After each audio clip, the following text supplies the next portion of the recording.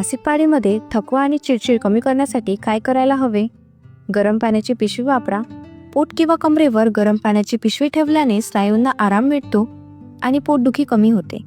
हळदीचं दूध आणि सौफचा काढा आपण घेऊ शकतो.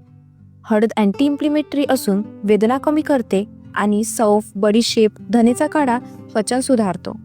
गॅस आणि मळमळ कमी करतो.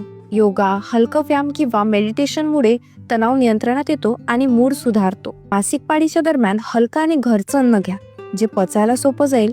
त्यासाठी सूप, खिचडी आणि हलकं घरगुती आहार पचनासाठी उत्तम ठरतो. भरपूर पाणी व पुरेशी झोप घेणे आवश्यक आहे. शरीर हायड्रेटेड ठेवण्यासाठी दिवसभरात 8 ते 10 ग्लास पाणी घ्या. 7 ते 8 तासांची पुरेशी झोप शरीरासाठी व मानसिक स्वास्थ्यासाठी आवश्यक आहे.